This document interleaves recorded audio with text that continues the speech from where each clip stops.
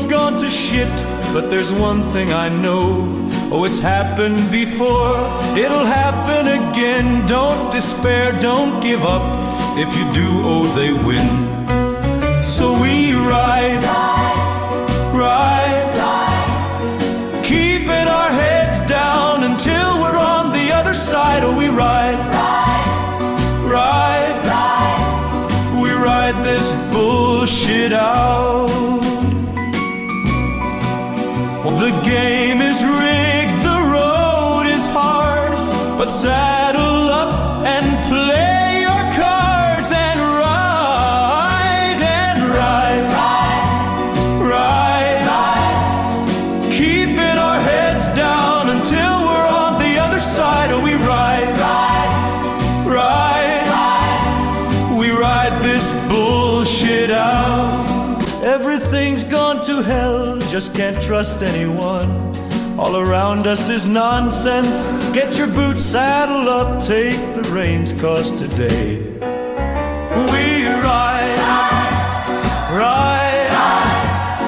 keeping our heads down until we're on the other side. Oh, we ride, we ride this bullshit out.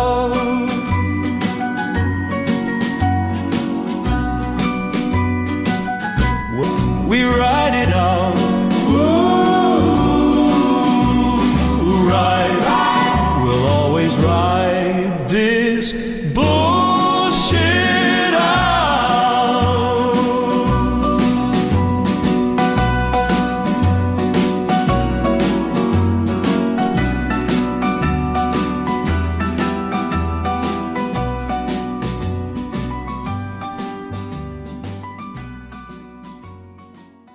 In this episode, we will discuss the screenshots regarding other disturbing things that danceinator Dirty Percy 6 Traumatizedwi has posted. These are screenshots not related to Ms. Gresley, but give a better picture of who danceinator is. Let's start with screen caps of her seeking hookups. This further proves why her comments toward Ms. Gresley are projection.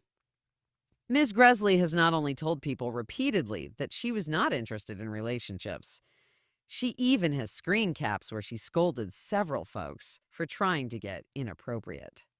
By contrast, Dance has some incredibly inappropriate comments. Okay, we get it. You claim to be in polyamorous relationships, but you lie and claim you're single. You look for hookups on Reddit. On Reddit, she replies to people looking for sexual favors on Reddit. She mentions that she sometimes gets a hotel. Same person who begs for money and gets loans. Off Reddit. Also, her comments are incredibly sexual. It's ironic how she doesn't want others calling her a slut, but she can call herself one. Narcissists often exhibit sexual proclivities such as sexual entitlement, a tendency to exploit partners, a lack of empathy, and a desire for sexual gratification at the expense of their partner's feelings. This can manifest as engaging in infidelity, exhibiting hypersexual behavior, and in some cases, sexual coercion or aggression when their desires are not met. Here's the beauty of polyamory if you're a narcissist. You don't have to pick just one person to drain emotionally. You can spread the workload like a true efficiency expert. Why suck the life out of one partner when you can do it buffet style? Sally gets your self-pity at 2 a.m., Jordan gets the love bombing, and Casey gets the thrill of being ignored. Teamwork makes the dream work. And trust me, narcissists love polyamory. It's like an all-you-can-eat Vegas feast of supply. When one partner catches on to their manipulation, no problem. They've got two more to run to who will believe their sob story. It's emotional outsourcing at its finest. The basic love style of people with covert narcissism is the so-called ludus, which means love treated as a game, in which a covert narcissist has to win. Ludic love is characterized by promiscuity, and the sexual sphere does not serve to tighten closeness. Relationships of people who tend to have this style of love are devoid of concern for their partner and are usually short-lived. For covert narcissists, relationships are a transaction. The goal is to enjoy pleasure without obligation, responsibility. Meetings in real life give them the dose of excitement they need, and delight in the eyes of a partner adds value to their false self. And when the shared fantasy of soul connection becomes more real and demanding, and the partner as a real human has better and worse days, The image of the relationship and the person of the partner will differ too much in the eyes of the narcissist from the desired, idealized version. People with covert narcissism are able to fall in love, but are unable to transform falling in love into love and maintain it.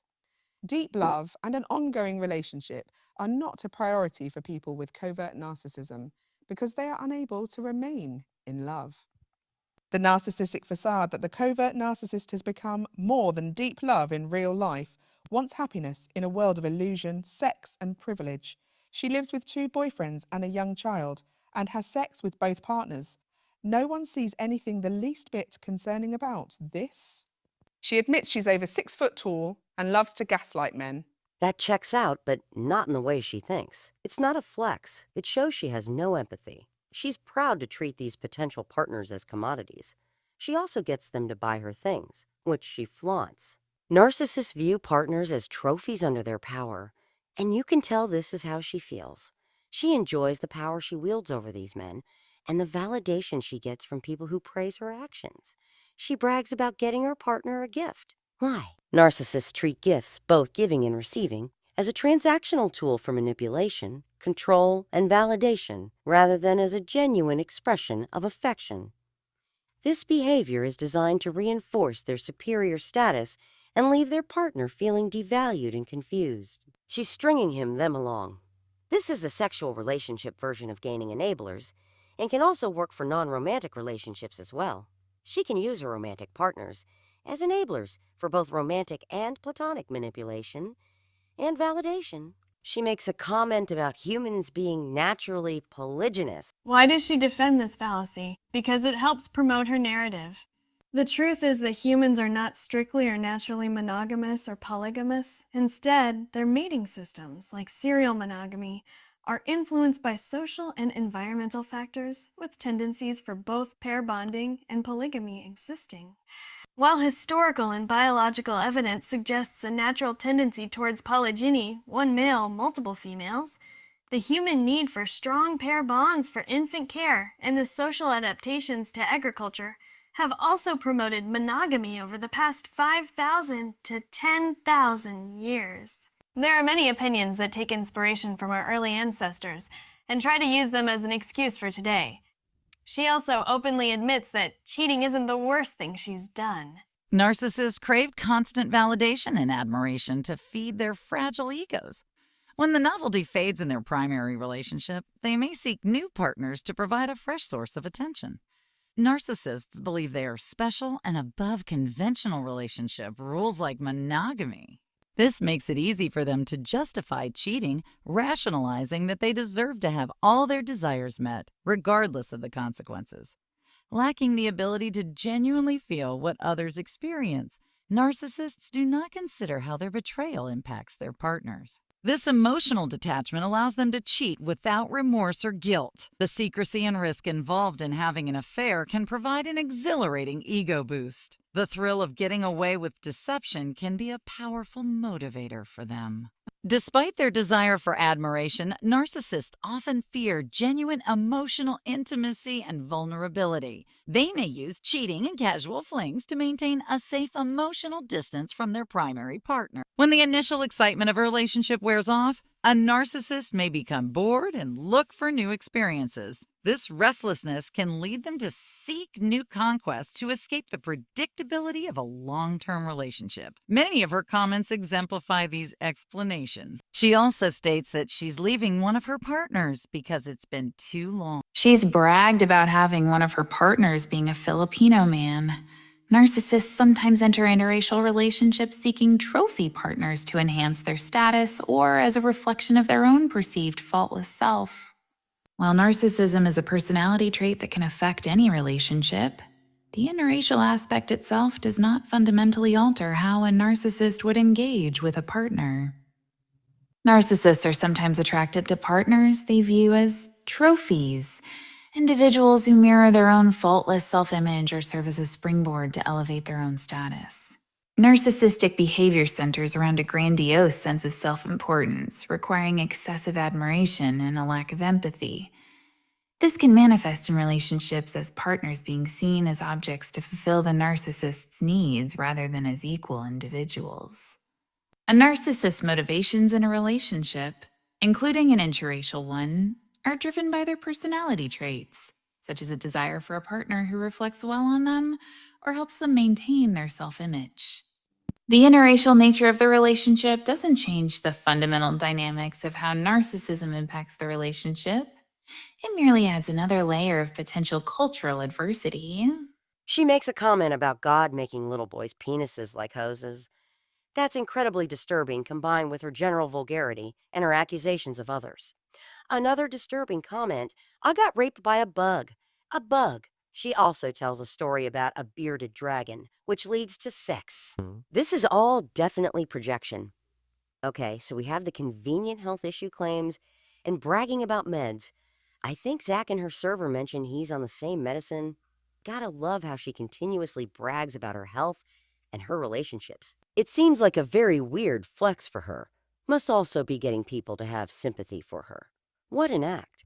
She loves to brag about her sexually inappropriate interactions, because in her mind, she doesn't care what anyone thinks. She knows people are feeding into it and validating her, and that's what matters.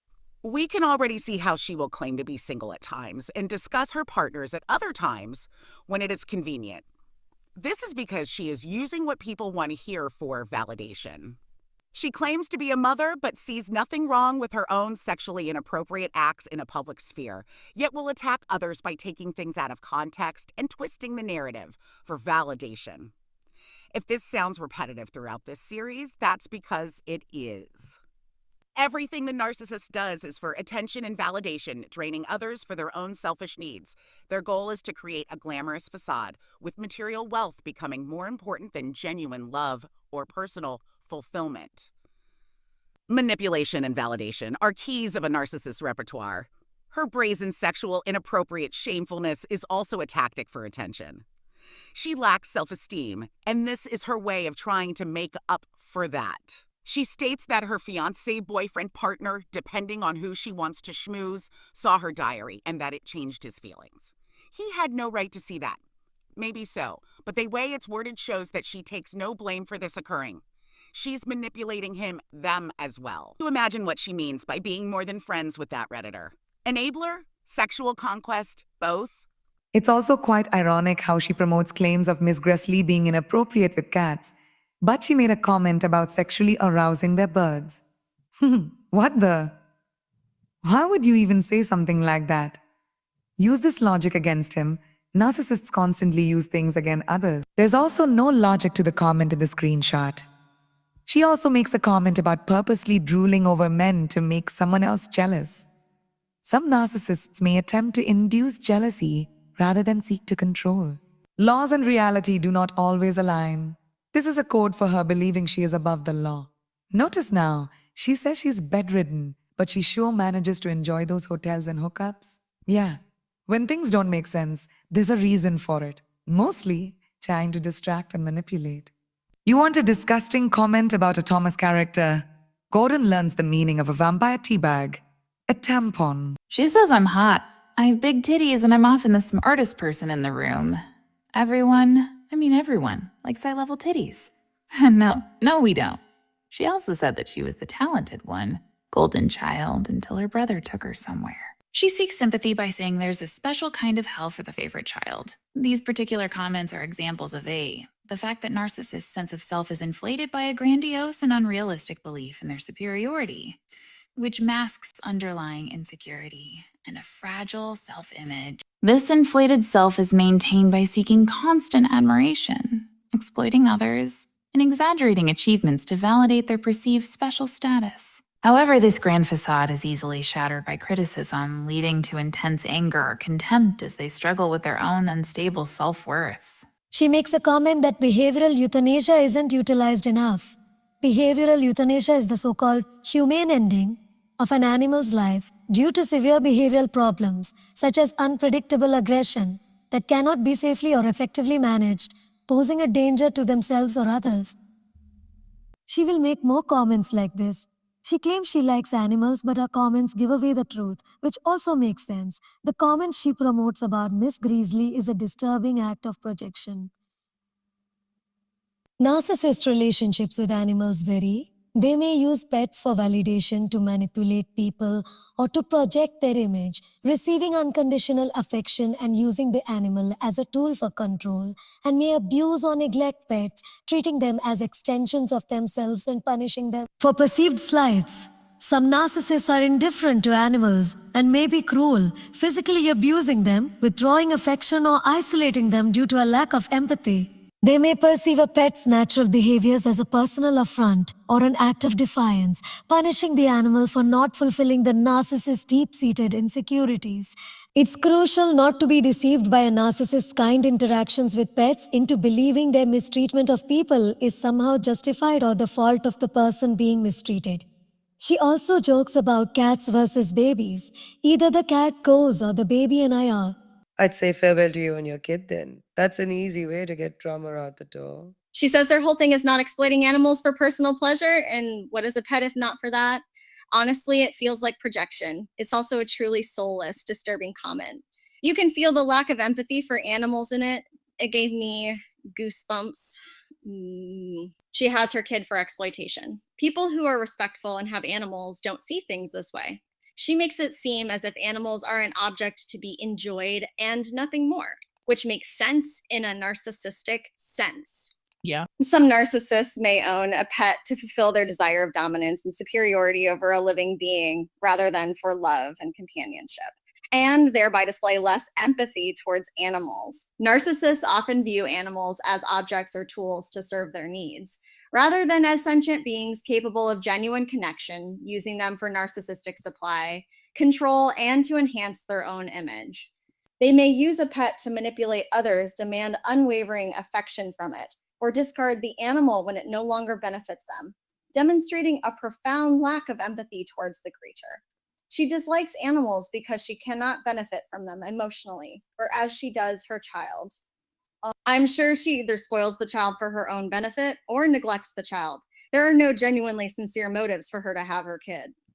She claims she got a job at a car dealership, but hates all the dogs jumping up at her. She also feels that pets should be banned without a license for each individual pet, and no crowdfunding for pet expenses. Well, fuck that. That should apply to people. They should have to go through a military-grade strict course and be licensed. They can raise responsible, respectful kids, abuse-free.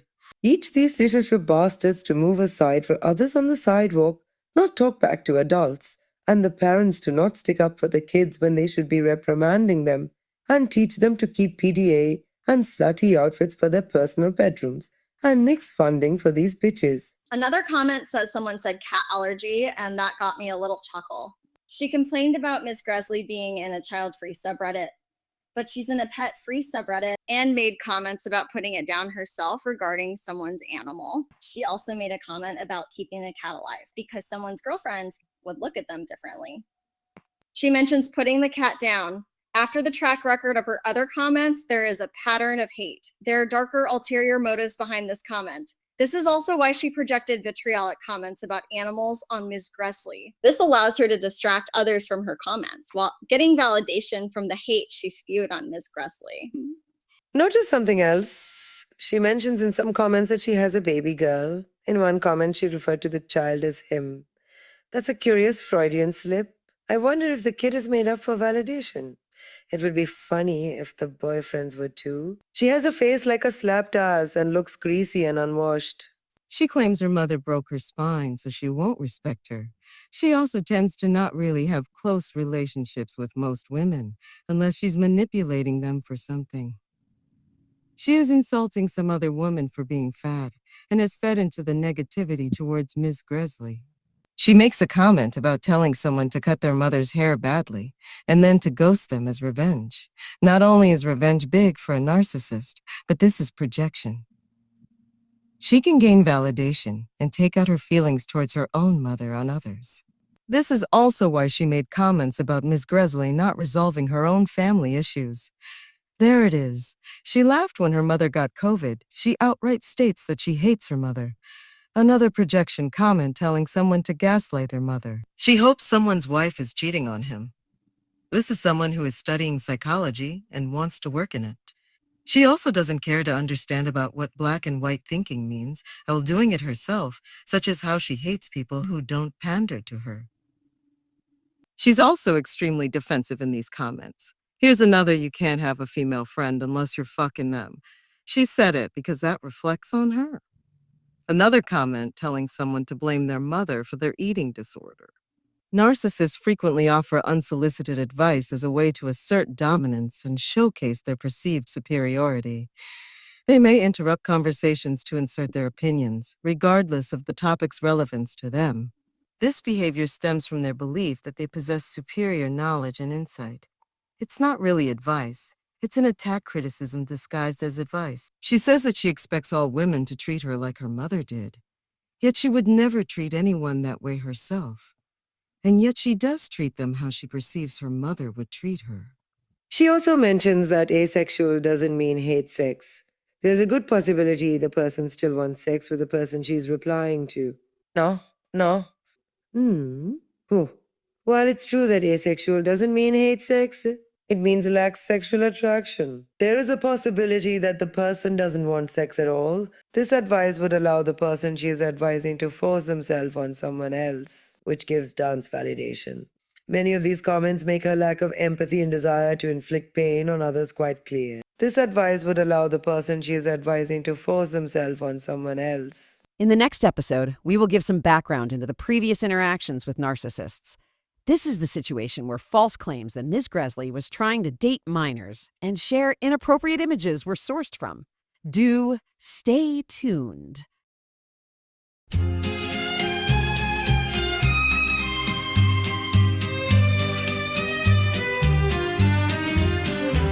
Atop a burdened donkey rode a stranger into town, tilted in the saddle, one leg dragging on the ground. He had crooked eyes, a crooked nose, could look both ways as he crossed the road. The rope that held his pants up was barely even tied. He slid off his steed and took a big swig from a flask.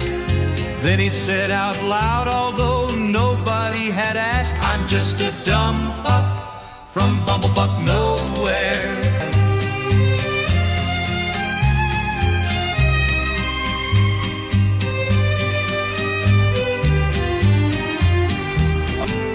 He had bloodshot eyes, a dripping nose. Then through all the chaos we all started hearing clops. He was the dumb fuck from bumblefuck nowhere. Look, my friends, are you sure you wanna go there?